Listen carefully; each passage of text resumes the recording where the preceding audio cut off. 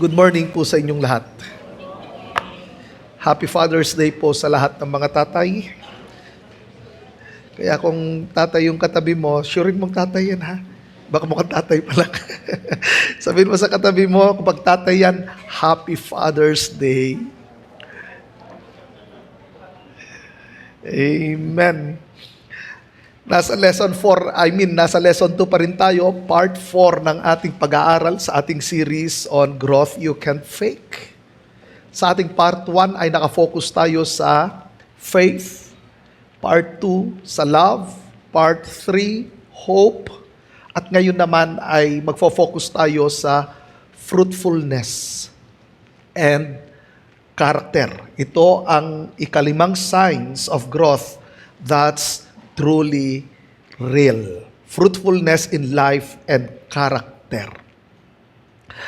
Alam ninyo, pag ikaw ay nanampalataya na kay Jesucristo, sinabi ng kanyang salita, ang sino mang nakipag-isa sa kanya ay wala ng dating pagkatao, siya ay bago na. So ang lahat ng mga nanampalataya ay isang bagong nilalang, as in brand new. Hindi lamang yon. Sinabi ng kanyang salita in Ephesians chapter 2 verse 10, dahil tayo ngayon ay nanampalataya na kay Jesucristo at tayo'y nakatanggap ng buhay na walang hanggan, mayroong inihanda ang Diyos na mabubuting gawa na dapat nating gawin bilang mga mananampalataya. So, ang tunay na mananampalataya ay namumunga. What I mean is this: nung ikaw ay nanampalataya kay Jesucristo, pinanahanan ka ng banal na Espiritu, at dahil pinanahanan ka ng banal na Espiritu, naroon ang fruit ng Spirit ng Lord. At bilang isang mananampalataya, dahil ikaw ay mayroon ng bagong relasyon sa Diyos, mayroong pagbabago ang buhay natin. At yan ang titignan natin in Colossians chapter 1 verse 6. The gospel is bearing fruit and growing throughout the whole world, just as it has been doing among you since the day you heard it and truly understood God's grace. So makita natin na ang mga mananampalataya sa Colossae, nung inilagay nila ang kanilang pananampalataya kay Kristo, makita mismo ang tuloy-tuloy na growth sa kanila. Doon sa part 2, ang kanilang pagmamahalan sa mga magkakapatid, sa loob mismo ng church, nag-grow. Ibig sabihin, nagpapatawad na sila, hindi sila nagiging selective sa kanilang pagmamahal, as in minahal nila ang mga kapatiran sa pamagitan ng pagtitimpi, pagtitiis, pagtsatsaga, pagpapatawad. So obvious na obvious ang love na ito. At saan nanggaling ito? Sa mga promises ng Diyos. At ano ang promise na yon? Nung narinig nila ang gospel, ang muling pagparito ni Jesucristo. Una sa lahat, ang pagpapatawad ni Kristo, pagtutubos ni Kristo sa kanila, ang buhay na walang hanggan na ipinangako ng Panginoong Hesus, ang muling pagparito ng ating Panginoong Hesus, ang reward, ang new heaven and new earth.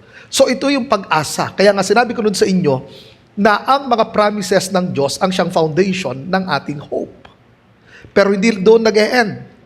Sumunod doon ay ang fruitfulness at ang karakter ng mga kapatid ay obvious na obvious. Kaya dito sa verse na ito, sa verse 6, tignan natin ang tatlong mahalagang katotohanan na itinuturo ng salita ng Diyos bilang mga binago ng Panginoon. Babalik ulit tayo sa aking sinabi, nung tayo nakipagsana kay Kristo, tayo ay bagong nilalang na, as in brand new.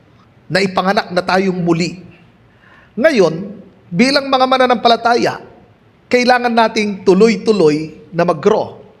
Kaya sa verse 6, titignan natin ang tatlong katotohanan, ang tatlong mahalagang katotohanan. Tignan natin, balikan natin ang sinabi ng kanyang salita. The gospel is bearing fruit. Number 1, true growth bears the fruit of new life. Sabi nyo nga, new life. Meron ka ng bagong buhay dahil ikaw ay mananampalataya na. Ngayon, bakit ito ang sinulat ni Apostle Paul sa mga taga-Kolose? Tandaan natin, hindi pa pumunta si Apostle Paul sa Colosas. Hindi siya ang nagplant ng church doon. Possible na ang nagplant ay walang iba kundi si Epaphras. So pumunta si Epaphras kay Apostle Paul at nireport niya ang mga nangyayari sa mga mananampalataya sa church doon. At mayroong problema sa church. At ano ang problema roon? Walang iba kundi mayroong mga false teachers na nag-i-influence sa mga mananampalataya. So itinuturo nila ang legalism, more on outward, mga panlabas na gawa ng religion. Kaya ilan sa mga mananampalataya na hindi nag-grow sa loob mismo ng church sa Colosas ay yung mga na-impluensyahan ng mga false teachings na ito. Nakafocus sa religiosity, sa mga rituals. Kasama na dyan ang Judaism. Ang Judaism is nakafocus sa mga ritual. Katulad mismo ng mga Pariseo. Kung papansinin ninyo, mga Pariseo, ang tawag ng Panginoong Hesus sa kanila, mga hypocrites. Sila yung mga hipokrito. Bakit? Bagaman sila ay prayerful, hindi galing yun sa kanilang puso.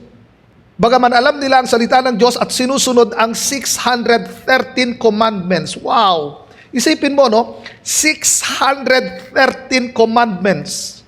Yun yung kanilang sinusunod. Pero wala silang relationship mismo sa Panginoon. Puro panlabas. Nagbibigay sila, pero panlabas. Ang kanilang pagtulong ay kaipokritohan ang lahat. Hindi galing mismo sa loob. Walang tunay na transformation. Alam niyo, maraming mga tao, pinepeke nila ang mga bagay na ito sa pamamagitan ng good works, sa pamamagitan ng magagandang salita. Pero kapag ang isang tao nagkaroon ng encounter sa Panginoon, lahat talaga nag-i-start sa loob, hindi sa labas. Ang religion nag-i-start sa labas. Puro panlabas. Ang tawag doon is hypocrisy. Kaya nga tawag sa mga artista noon ay mga hypocrite. Kaya pag artista ka noon, wow, nandyan na ang mga hypocrites. Maganda sa kanila pakinggan yun no? Pero ngayon, pag marinig mo ang salitang hypocrite, bakit ang tawag nila sa mga artista noon ay mga hypocrite? Kasi gumaganap sila na hindi naman talaga sila ganon. Kunyari, mabait sila dun sa entablado, pero hindi naman talaga sila totoong mabait. Kaya tawag sa kanila ay mga hypocrite. At yun ang tawag mismo ng Panginoong Hesus sa mga religious leaders. Kaya nga inihalin tulad sila ng Panginoong Hesus sa isang libingan. Ang sabi ng Panginoon, kayo'y katulad ng isang libingan. Maayos, malinis sa panlabas, maputi sa panlabas, pero sa loob ay bulok. So yun yung sinasabi ng Apostle Paul sa kanila na hindi kayo binago sa panlabas, kundi nag-start ang lahat sa loob. Hindi dahil sa mga rituals na ito sa kanyang pinapaalalahanan ng mga kapatid, na ilang mga kapatiran roon na naimpluwensyahan na sila. Dati, nag-start sila dahil sa mahal nila si Lord, naglilingkod sila, ginagawa nila ito, nagiging prayerful sila dahil sa pagmamahal nila sa Panginoon. Ngayon, dahil sa false teachings, ilan sa kanila, ginagawa nilang, okay, gagawin ko ito, magpe-pray ako, pero hindi na dahil sa kanilang love sa Panginoon. Yun ang problema sa tinatawag nating spiritual autopilot. Alam nyo, sa spiritual autopilot ay ganito. Maraming mga Christian nahulog sa tinatawag na spiritual autopilot. Anong ibig kong sabihin kapag sinabi nating spiritual autopilot? Prayerful ka pa rin naman, pero wala na yung heart mo doon. Nagbabasa ka ng Bible, pero wala na yung heart mo doon. Naglilingkod ka, pero wala na ang heart mo doon. Nakiki-life group ka, pero wala na ang heart mo doon. Dry na dry ka. Hindi mo na siya na-enjoy. Mated ka sa fellowship, pero wala ang heart mo doon sa fellowship. Hindi yung katulad ng dati na kapag nagbabasa ka ng Bible, excited ka magbasa ng Bible. Na nagpe-pray ka, hindi siya napipilitan, kundi excited ka talaga na mag-pray, na makipag-usap sa Diyos.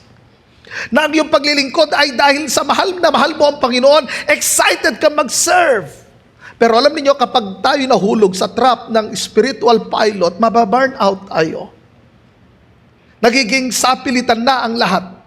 Bakit ka ngayon nagbabasa ng Bible? Para mag-report, para sabihin sa leader ko, nakapagbasa ako ng Bible, pero hindi mo na siya na-enjoy, hindi mo na siya na-meditate. Iba yung kasabikan natin sa pagbabasa ng salita ng Diyos, dahil sa relationship natin sa Kanya, dahil sa love na nararanasan natin sa Panginoon. Pero ano nangyari sa ilan sa mga taga-Colosas? Dahil nga sa influence ng mga false teachings, nahulog sila sa trap na yon. Ilan sa kanila naging legalistic, na dapat ay dahil sa naranasan kong grasya ng Panginoon, dahil sa narinig ko ang gospel na ito. Kaya nga tingnan ninyo, doon sa ating binasa, ang sabi roon, the gospel is bearing fruit. Sino tinutukoy na Apostle Paul rito? Ang mga mananampalataya sa Colosas na nag-grow, na hindi nagpa-influence sa mga false teachings. Nung ginamit ni Apostle Paul ang mga pananalitang ito, the gospel is bearing fruit. Yung bearing fruit ay nasa present tense siya. In Greek. Na anong ibig sabihin? Tuloy-tuloy na nag-grow. Hindi siya nag-stagnate. Tuloy-tuloy siyang lumago. Mula nung nagkaroon sila ng encounter sa Panginoon, tuloy-tuloy na ang kanilang spiritual maturity. Nakikita mismo sa kanilang buhay ang transformation. Tandaan ninyo, hindi usapan rito ang character modification.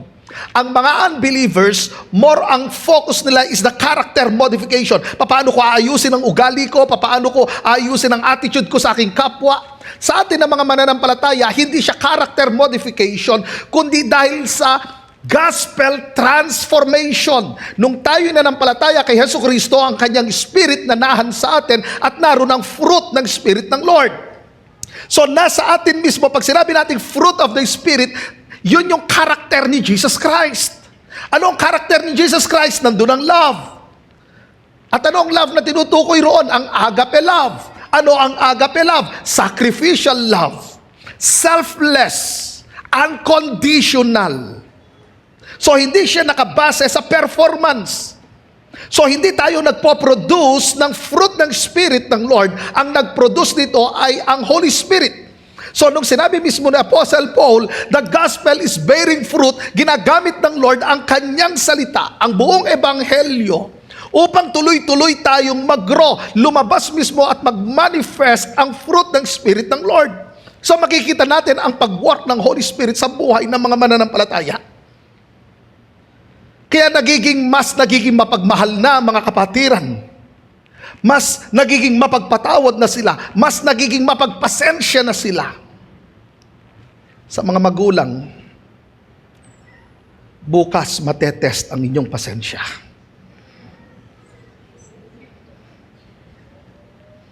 Nag-grow ba kayo sa patience? Kaya pag alarm mo ng 6:00, natutulog pa rin ang iyong anak. Ginising mo, nag-opo. Pagbalik mo, 6:30 na, natutulog pa rin. Doon ma-check ang iyong patience. Nag-grow ba ako sa patience? Amen? Sa mga wife, nag-grow ba ang iyong patience sa inyong husband? Mahalaga sa atin na mag-grow tayo rito. Christ-likeness. Tandaan niyo, hindi tayo nag-produce, nasa atin na yun. Nasa atin na. Kailangan lang lumago. Hindi nawawala ang love ng Lord sa atin. Nandun na eh. Ang sabi mismo ng Bible, in the Gospel of John, ang banal na Espiritu ay mananatili sa inyo magpakailanman. So it means hindi umaalis ang Holy Spirit. Under the New Covenant, ang Holy Spirit hindi siya umaalis sa lahat ng mga mananampalataya. So it means, ang fruit ng Spirit ay hindi nawawala sa mga mananampalataya. Kailangan lang siyang mag-grow. Kaya nga sabi ko sa inyo, sa mga parents, pasukan na bukas. Isa sa mga testing dyan, ang inyong patience sa inyong mga anak. Kaya napakalaking blessing pala ang ating mga anak para lumabas ang karakter ni Christ. Amen ba? Yung mga nakapalibot sa inyo sa workplace, diyan, magmamanifest ang love. Magiging mapagpatawad ka pa rin ba? Magiging mapagpasensya ka? Nagtsatsaga ka pa rin ba? Amen po ba? Yun yung sinasabi ni Apostle Paul, the gospel is bearing fruit. Continuous growth. ang fruit ng Holy Spirit tuloy-tuloy na lumalago. Tandaan ninyo, ang bunga ay napakahalaga sa atin na mga mananampalataya. Kasi kung walang bunga sa isang tao na nagsasabing siya'y mananampalataya, baka hindi siya totoong nanampalataya. Kasi nga, ang tunay na nanampalataya, nasa kanya na ang fruit of the Spirit. Kailangan lang mag-grow ng mag-grow. Ang sabi ng Panginoong Hesus, a good tree bears good fruit.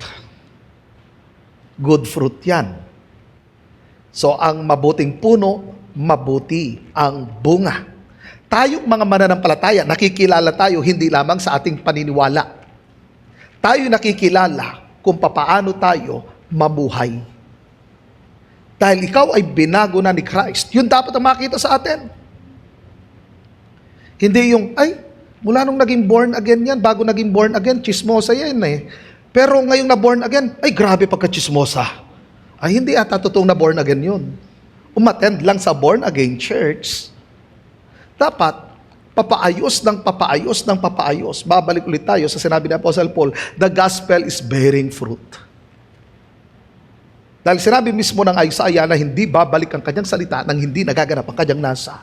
So, ang salita ng Diyos ay powerful. Ang salita ng Diyos ay makapangyarihan. Ito ay buhay.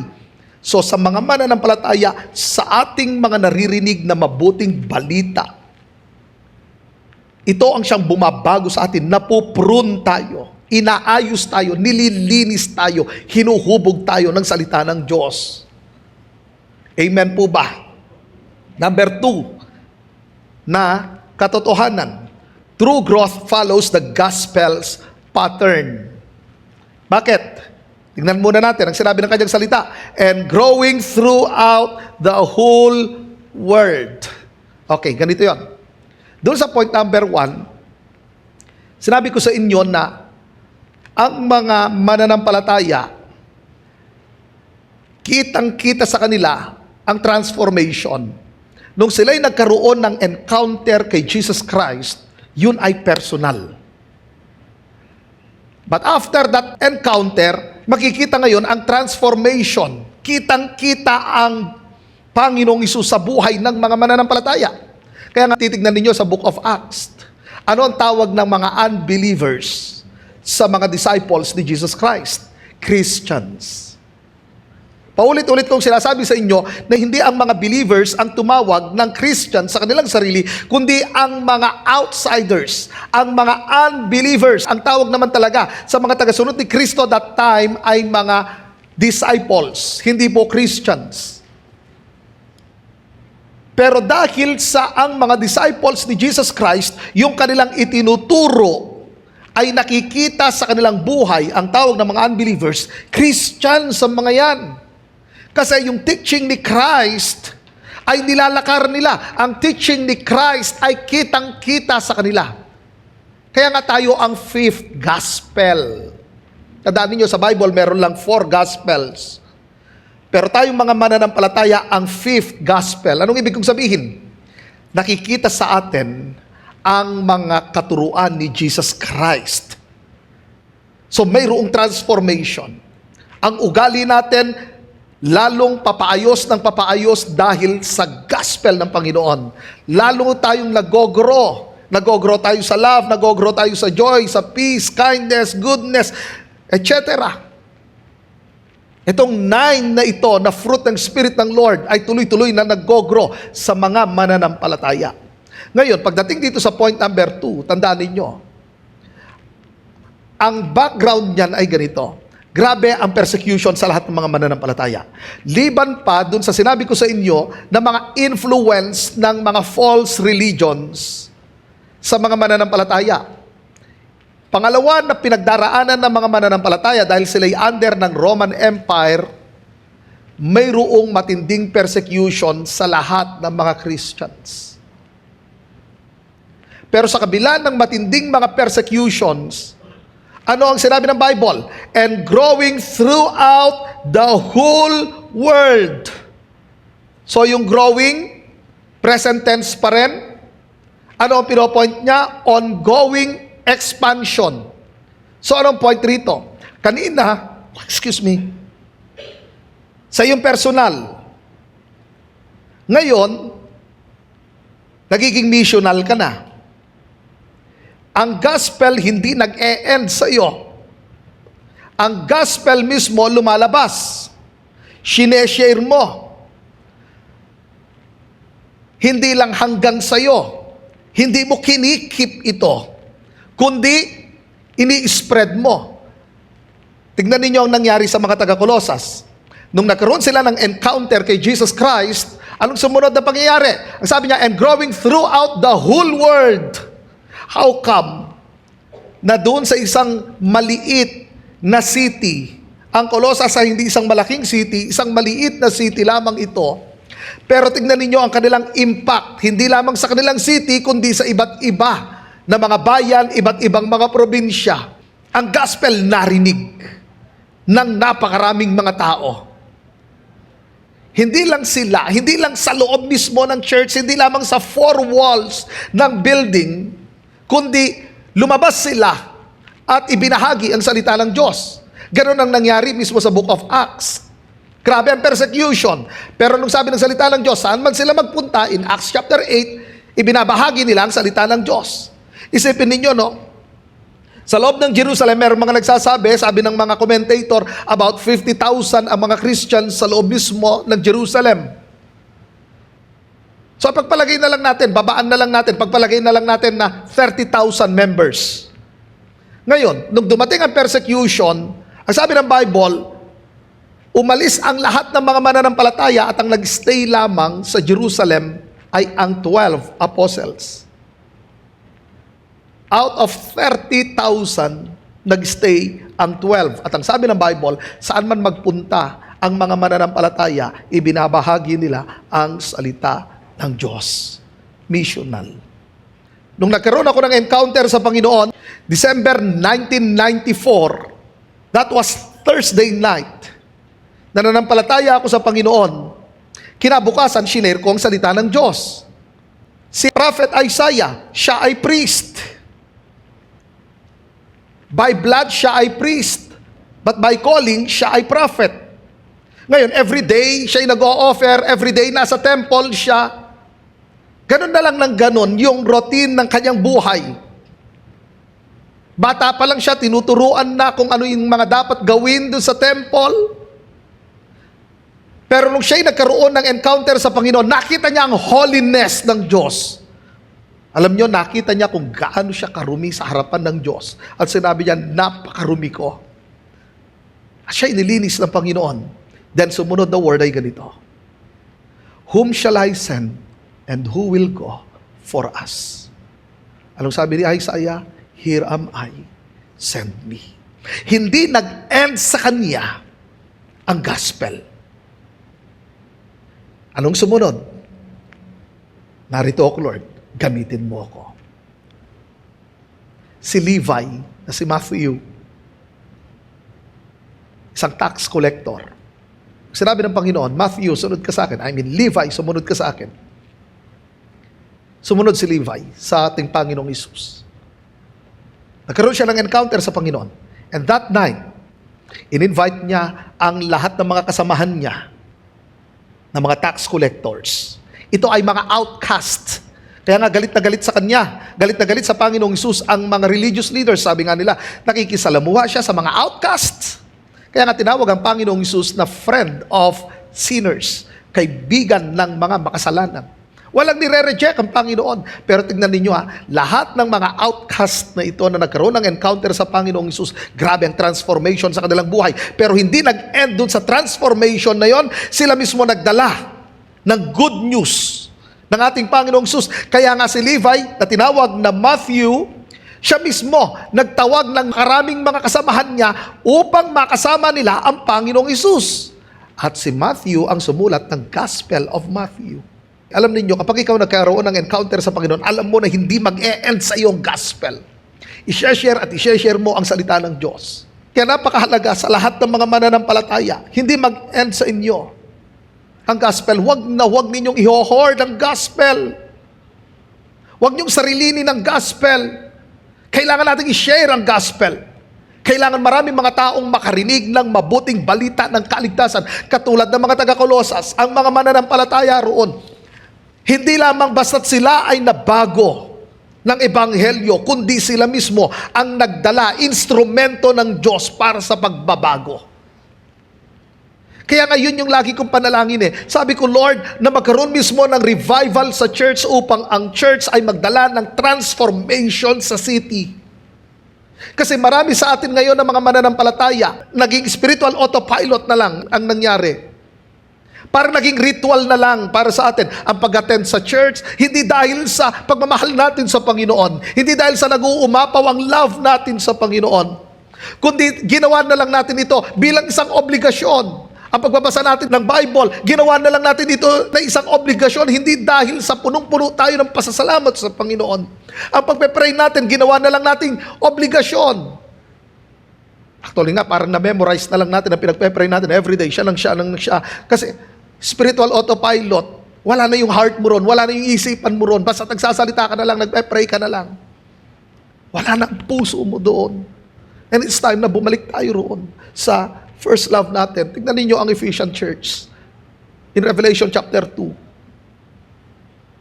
Masipag naman sila Naglilingkod naman sila sa Panginoon. Sabi nga ng Lord, nakita ko ang inyong mga ginagawa. Ang salita ng Diyos, ang gospel, ay talagang iningatan nila. Ayaw nila na madungisan ito. Ayaw nila na mayroong makapasok na mga false teachers. Ganon yung kanilang pag-guard sa mabuting balita ng ating Panginoong Hesus. Sabi ng Panginoon, alam ko yan, nakikita ko yan. Kinoment sila ng Panginoon doon. Pero alam niyo yung sumunod, pagdating sa verse 4, sabi ng Panginoon ay ganito, ngunit ito ang pinagdaramdam ko sa inyo, nanlalamig na kayo sa akin, hindi niyo na ako mahal tulad ng dati. Kasi spiritual autopilot na lang ang lahat. Yun na lang, paikot-ikot na ginagawa, walang maliwanag na direksyon kasi nga, nawala yung passion. Nawala yung passion natin sa Diyos. At dahil nawala ang passion natin sa Diyos, nawala ang compassion natin sa ating kapwa. Compassion natin sa kapwa mananampalataya. Compassion sa mga hindi mananampalataya. Kaya, yung pagre-reach out natin ay hindi na dahil sa nag-uumapaw ang puso natin sa pasasalamat sa Diyos at magdi-desire na ma-save ang mga taong ito, kundi ginawa na lang natin bilang isang obligasyon. Sana bumalik yung ating first love sa ating Panginoon. Bumalik ang ating passion sa Panginoon at compassion natin sa mga kapwa mananampalataya at sa mga hindi mananampalataya. So ang gospel, hindi lamang nagdala ito ng transformation sa atin, it also sends us. Amen? Huwag niyong kalilimutan yan. Number 3, true growth comes from understanding grace. Naiintindihan mo ba talaga ang the whole message ng gospel? Tignan ninyo ang mga mananampalataya. Nung pumunta sa kanila si Epaphras, in-explain sa kanila ni Epaphras ang salita ng Diyos. Babalik tayo doon sa ating point number 1. Nung nagturo mismo si Epaphras sa kanila, intentional talagang dinisciple ni Epaphras ang mga taong ito. Hindi lamang basta't nagkaroon sila ng kaalaman sa salita ng Diyos, kundi mismo intentional na dinisciple ni Epaphras ang mga bagong mananampalataya. Tingnan natin ang sinabi ng kanyang salita. Since the day you heard it and truly understood God's grace. Sabi ni Apostle Paul, truly understood. Anong ibig sabihin roon? Experiential knowledge. Hindi lang basta't sila nagkaroon ng kaalaman sa salita ng Diyos, kundi isinabuhay mismo nila ang salita ng Diyos. Hindi kasi sapat na marami kong alam sa salita ng Diyos. Hindi sapat na, okay, tama ang doctrine, hindi sapat yun Ang sabi mismo ni Apostle Paul, truly understood. Ang point niya is full experiential knowledge. Hindi lamang basta't ito mental agreement, kundi ang salita ng Diyos, Hindi ko lang inilagay sa aking isipan, kundi inilagay ko sa aking puso. Winelcome ko sa aking heart. In-apply ko ito. It means hindi ka nagiging selective. So kapag naiintindihan natin ngayon ang grasya ng Panginoon, ang kanyang salita, ang kabuuan ng kanyang grasya, then lalo tayong nailalapit sa Panginoon. Lalo natin siyang i-desire. Kaya tignan ninyo ang ginawa mismo ni Epaphras para maintindihan nila ang kabuuan ng grasya ng Diyos. Kung paano sila pinatawad ng Diyos, na ang pagmamahal rin ng Diyos sa kanila ay hindi dahil sa kanilang performance, hindi dahil sa merong nakitang kabutihan ng Diyos sa kanila, kundi naunawaan nila sa kabila na sila'y masama, sa kabila na sila'y rebellious, sa kabila na sila'y napakalayo sa Panginoon at hindi nila deserve ang pagpapatawad ng Diyos, pinili ng Diyos na sila ay patawarin at mahalin. Naunawaan nila yon. So hindi lang basta't naunawaan nila yon, kundi babalik ulit tayo doon sa sinabi ko, sinabi ni Apostle Paul, since the day you heard it and truly understood. Ano nang intindihan nila? Ang God's grace. Ano ibig sabihin ng truly understood? Experiential knowledge. So hindi lang basta't nalaman nila ang salita ng Diyos, hindi lang basta't naunawaan nila ang salita ng Diyos, in-apply nila ang salita ng Diyos. Bakit sinabi na Apostle Paul pa ang God's grace? Kasi tandaan ninyo, ang grace ng Panginoon ang siyang source ng ating growth. Kapag naintindihan natin kung gaano ang pagpapatawad ng Diyos, ang pagtanggap niya sa atin, ang pagmamahal niya sa atin, then yung performance ay mababago na. Ang mangyayari, nandun ang transformation. Amen po ba? Hindi na tayo nagpe-perform, kundi dahil sa transformation, ginagawa natin ang lahat, hindi dahil sa obligasyon, kundi dahil sa naunawa natin ang grasya ng Panginoon. So, ano dapat natin gawin? Examine your fruit. Ngayon, gusto kong maintindihan ng lahat na naririto. Alam ninyo, para malaman mo kung ikaw ay nanampalataya kay Kristo o hindi, i-check mo ang iyong fruit. Babalik tayo dun sa sinabi ng Panginoong Jesus sa Matthew chapter 7, mabuting puno, mabuting bunga. Masamang puno, masamang bunga. Pag mabuting puno, syempre, mabuting bunga.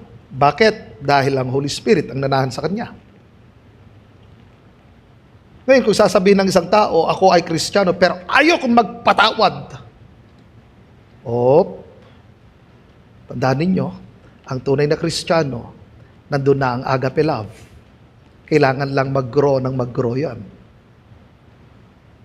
Amen ba? Ngayon, kung ikaw ngayon mananampalataya, paano mo ngayon malalaman na nag-grow ka na? Nagiging mas mapagpatawad na ba ako ngayon? Compare last year? Nagiging maganda na ba pakikitungo ko sa aking kapwa, hindi lamang doon sa aking mga kaibigan? Maganda na ba ang aking pakikitungo sa aking mga magulang, sa aking mga anak, sa aking asawa, sa aking mga kaibigan, sa aking mga kaklase, sa aking mga katrabaho, sa aking kapitbahay? So makikita na natin kung mayroong paglago sa atin. Tayo mismo nakakaalam niyan. Kumusta ang pakikitungo natin sa ating kapwa? Nakikita ba si Jesus Christ sa atin? Alam nyo, nakikita si Jesus Christ sa pamagitan ng pagtrato natin sa ating kapwa. Kung paano tinrato ng Panginoong Hesus ang mga tao noon, dapat yun ang makita sa atin para makita si Jesus sa buhay natin. Pag sinabi kasi nating makita si Jesus, magkaparehas kayo ng ugali ng Panginoong Hesus. Yun sana ang marinig sa atin. Katulad ng mga sinabi ng mga unbelievers sa mga disciples ni Jesus Christ. Sila yung mga Christian. Kasi nakikita si Christ sa kanila, mga teachings ni Christ. Kaya sila yung mga Christian. Ngayon tayo minsan, ang tao ngayon nagke-claim na Christian. Ako Christian. Pero pagdating sa salita ng Diyos, puro opinion. Ang opinion ko, bakit? Ano ba mahalaga? Ano ba may final authority? Ang opinion mo o ang Bible? Madalas maraming nagke-claim na sila yung mga Christians pero minomodify nila ang salita ng Diyos. At nagiging selective sila sa salita ng Diyos. Tandaan ninyo, hindi tayo magbabago ng salita ng Diyos. Ang salita ng Diyos ang siyang magbabago sa buhay natin. Kasi gusto na maraming mga tao ngayon, yung mga nagke-claim na sila yung mga Christians, binabago nila ang salita ng Diyos. Gusto nila ang salita ng Diyos ang siyang umayon sa kanilang buhay. Hindi ganon. Dahil ang salita ng Diyos ang siyang mag-aayos sa atin. Hindi ang salita ng Diyos ang magpapasakop, kundi tayo ang magpapasakop sa salita ng Diyos. Hindi natin dapat baguhin ang salita ng Diyos, kundi ang salita ng Diyos ang siyang magbabago sa atin. Dahil babalik tayo ulit sa sinabi mismo ni Apostle Paul, ang gospel na inyong narinig. Number 2 na dapat natin gawin, stay connected to Christ. Anong ibig kong sabihin rito? Tandaan ninyo, bilang mga Kristiyano, hindi na nawawala ang ating relationship sa Panginoon. Irrevocable yan. Ang ating relationship. Ang ating pagiging anak. Nung tayo nanampalataya kay Kristo, irrevocable na ang ating relationship sa Diyos. So anong ibig kong sabihin, stay connected to Christ? Hindi na siya self-effort, kundi grace effort. Hindi na natin ginagawa sa sarili nating lakas, kundi sa grasya ng Panginoon. So pag naglilingkod tayo, hindi sa sarili kong lakas, kundi dahil sa grasya ng Panginoon. So ang nagpupush sa iyo, kaya mo ginagawa ito dahil sa grasya ng Panginoon. So nung sinabi kong stay connected to Christ, it's all about our intimacy sa ating Panginoon. Ang ating kalapitan sa Panginoon. Lalo ka bang nai-in-love sa Panginoon? Nag-grow ba ang love mo sa Panginoon? Or lumalabig ka sa Panginoon? So dapat lalo dapat tayong lumalapit sa Panginoon. Dahil sabi ng Panginoon, kung wala ako, wala kayong magagawa. Hindi naman talaga tayo magiging fruitful without Christ. Dahil siya naman talaga ang source eh. Kaya nga sinabi niyang, I am the vine, you are the branches. At ang Father ang siyang vine dresser. Ang Father ang tagapag-alaga. Anong kanyang ginagamit? Para ma-prune tayo, para malinis tayo. Walang iba kundi ang Word of God. So kailangan tuloy-tuloy tayo magpa-prune. Kapag sinabi natin na ang ating intimacy, lalo tayong lumalapit sa Panginoon, lalo tayong nai-in-love. Ibig sabihin, nagpapaayos tayo, nagpapahubog tayo sa Panginoon. Lord, ano yung mga bagay na dapat maayos sa akin? Lord, ayusin mo ako. Ipinapadil mo ang lahat. Halimbawa, mayroong mga taong nakasakit sa iyo at naging bitter ka, Lord, hindi ko po kayang tanggalin ito. Ang hirap para sa akin magpatawad, pero dahil sa ikaw ang aking Panginoon, alam kong inalaw mo ito dahil ito ako, Panginoon. Lagi akong nagkikim-kim ng sama ng loob, Lord, tulungan mo po ako. Tulungan mo ako. Una sa lahat, patawarin mo ako at tulungan mo ako makalaya mula sa bitterness na ito. So it means pinapadil mo ang root of bitterness. Hindi ko sinasabi kasi, huwag nyo ma-misinterpret ito Tayo dumarating sa time na tayo ay nagiging bitter. Kaya nga yun ang sinasabi mismo ng Hebrews. Lumalabas tayo sa grasya ng Panginoon dahil sa root of bitterness.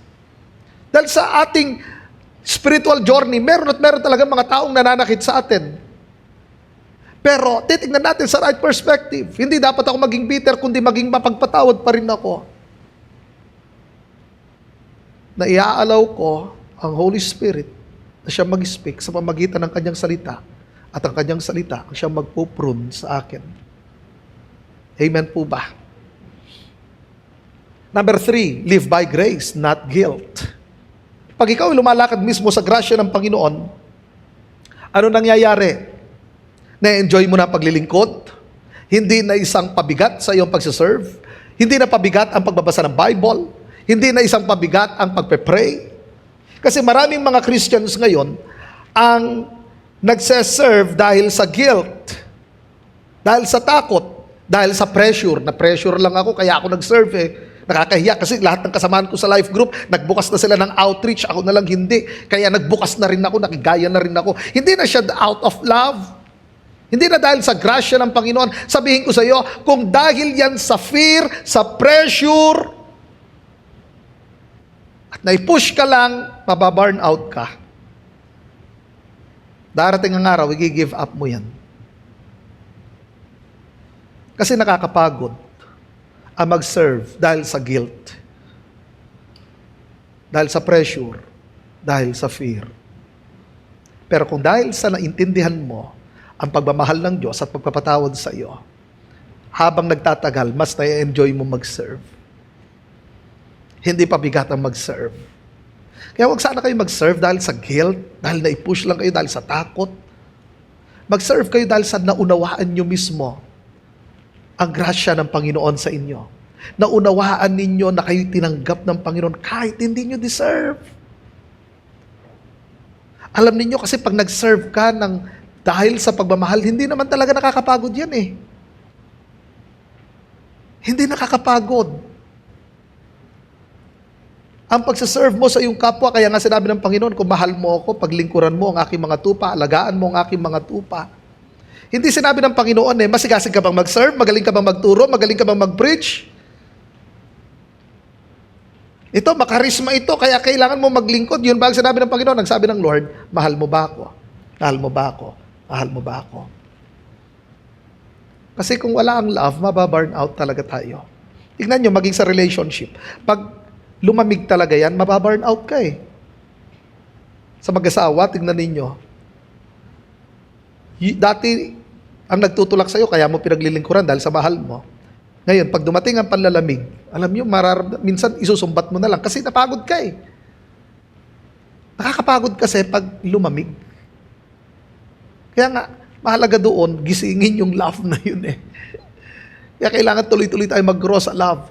Pero ang main thing kasi dyan, habang nakafocus ka sa Panginoon, habang nag-grow ang love mo sa Panginoon, nag-grow rin ang love mo sa iyong kapwa. Kasi impossible naman na hindi nag-grow ang love mo sa Diyos pagkatapos nag-grow ang love mo sa kapwa. Hindi. Nauuna talaga ang pag-grow ng love natin sa Panginoon. Hindi naman tinanong ng Lord si Peter, mahal mo ba itong mga tupang ito? Hindi yun ang kanyang tanong. Ang tanong niya, mahal mo ba ako? Hindi sinabi ng Lord, mahal mo ba sila? Hindi, mahal mo ba ako? Mahal mo ba ako? So ang tanong na yun, ng ating Panginoong Hesus, simple pero powerful. Alam niyo kung bakit sinabi kong simple pero powerful? Kasi ang tanong ng Panginoon, yung love na kanyang ginamit is agape. Ano yung agape? Doon sa ating pinag-aralan sa part 2 natin, sacrificial, selfless, and unconditional, right? Ano sagot ni Peter? Phileo.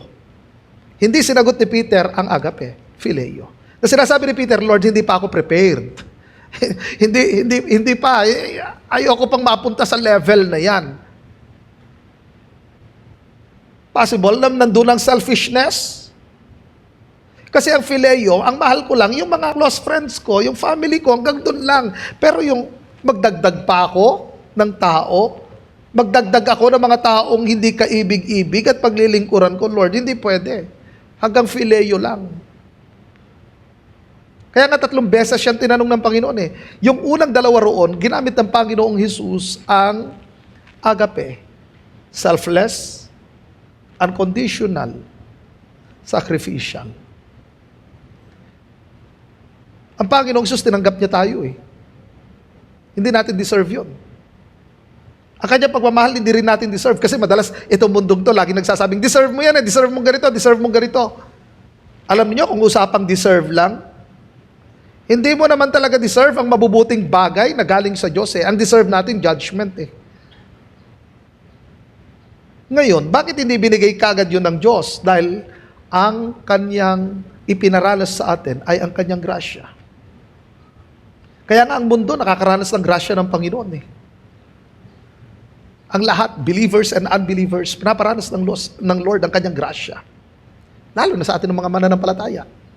So kung naiintindihan natin ito, naglilingkod tayo na hindi na dahil sa guilt, dahil sa grace na.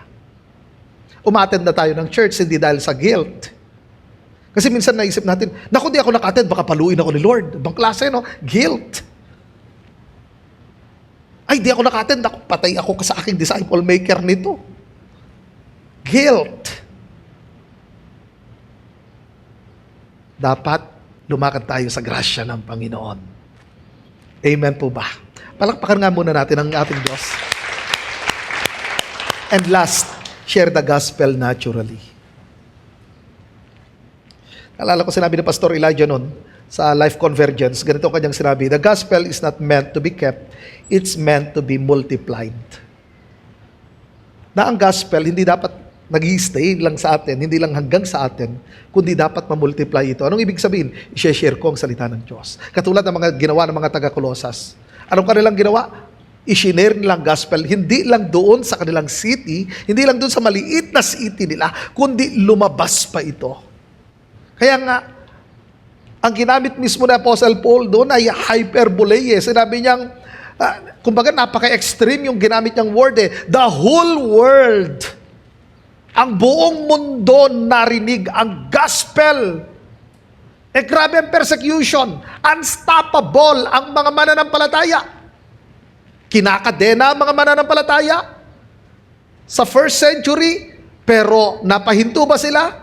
Hindi. Ikinukulong ang mga mananampalataya dahil sa kanilang pangangaral ng salita ng Diyos. Natigil ba ang gospel? Hindi. Lalo pang na-spread ang gospel. Hindi nahadlangan ang ebanghelyo.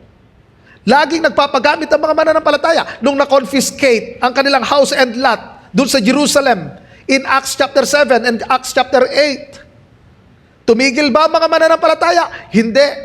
Ang sabi ng salita ng Diyos, saan man sila magpunta, ipinapangaral nila ang salita ng Diyos. Ang nangyari sa kanila, nawala ng kanilang ari-arian Ang tindi ng pagsubok, kumbaga parang ganito na marimata na ang iyong house and lot, nawala na ang iyong bahay at lote. Nakuha na ng bangko. Ang tanong ko, magpapatuloy ka pa rin ba sa Panginoon? Magpapatuloy ka pa rin bang maglingkod sa Panginoon? Yung mga mananampalataya sa first century, nawala ang kanilang house and lot, nawala ang kanilang mga ari-arian. Pero ang sabi ng Bible, saan man sila magpunta, ipinapangaral nila ang salita ng Diyos. Unstoppable ang mga mananampalataya, na dapat ganun din ang lahat ng mga mananampalataya. Ano man ang problema, ano man ang pagsubok, ano man ang pinagdaraanan natin, na bankrupt man tayo, magpapatuloy pa rin tayo sa Panginoon at gagawin natin ang pinapagawa ng Panginoon. At ano man ang calling natin, hindi natin i-give up, bagkus sasabihin natin, Lord, ano man ang nangyayari, narito ako, gamitin mo po ako. Hindi ko man po naiintindihan ang mga nangyayari sa buhay ko ngayon. Alam ko, ikaw may control. Gamitin mo pa rin ako, Lord. Madalas naghihintay kasi tayo ng mga pagkakataon na pag okay na ang aking business, pag okay na ang lahat at napagtagumpayan ko na mga problema, doon pa lang ako maglilingkod, Lord. Sabihin ko sa inyo, kung yun ang iyong prinsipyo, then hindi ka talaga makapaglilingkod. Kasi kailanman hindi hinto ang mga pagsubok, ang mga bagyo. So ano man ang panahon ng buhay natin, nasa mountaintop or nasa valley tayo, maglilingkod tayo sa Panginoon. Pag sinabi natin kasing mountaintop, ito yung mga victories natin, yung mga tagumpay sa buhay natin. Pag sinabi natin ito yung valley, ito yung lambak sa aking buhay, ito yung mga panahon na very low ka emotionally, possible financially, dumaranas ka ng mga matitinding pagsubok. Ano man ang sitwasyon natin, tayo pa rin ay magpapatuloy. At sasabihin natin, Lord, gamitin mo po ako. Gamitin mo po ako. Minsan kasi ganito tayo, Lord, pag ibinigay niyo po ito, maglilingkod ako sa inyo. Pag pinanagana mo ako, maglilingkod ako sa inyo. Pag binigyan niyo ako ng sasakyan, maglilingkod po ako. Pag binigyan niyo ako ng bahay, maglilingkod po ako. Pag nakapagtapos po ako ng pag-aaral, pinrovide mo ang lahat ng pangangailangan ko, maglilingkod po ako. Pag nakapasa po ako sa board exam, maglilingkod po ako. Pag na-promote po ako, maglilingkod po ako. Bakit? Alam ninyo, ang salvation na nasa sa atin, sobra-sobra na yun Kaya nga lagi kong sinasabi sa Panginoon, ano man ang buhay ko ngayon, Panginoon, punong-puno ako ng pasasalamat. Wala na akong ibang hinahangad. Hindi ko hinahangad ang yaman at karangyaan. Sabi ko, ang kaligtasan na aking natanggap mula sa inyo, ito'y sobra-sobra na.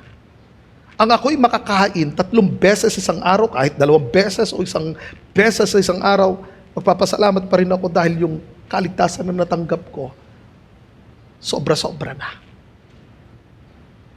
So bakit ko sasabihin sa Lord na maglilingkod ako sa iyo kung ibibigay mo ito? Maglilingkod ako sa iyo kung natanggap ko ito. Di ba dapat, Lord, ano man ang mangyari, maglilingkod ako, spread ko ang iyong gospel, katulad ng mga mananampalataya sa first century, na wala ang lahat ng kanilang ari-arian, ilan sa kanilang mga mahal sa buhay nakulong dahil sa paglilingkod nila sa Panginoon, pero hindi sila tumigil, tuloy-tuloy pa rin silang nag-share ng salita ng Diyos. Alam nila kung ano ang reason kung bakit sila na-save. Katulad ng mga taga-Colosas, hindi nag-end sa kanila. Tandaan ninyo, ang growth natin ay hindi lang personal, kundi missional. I pray na ang mga mananampalataya tuloy-tuloy na mag-grow. Pagpalain kayo ng Panginoon.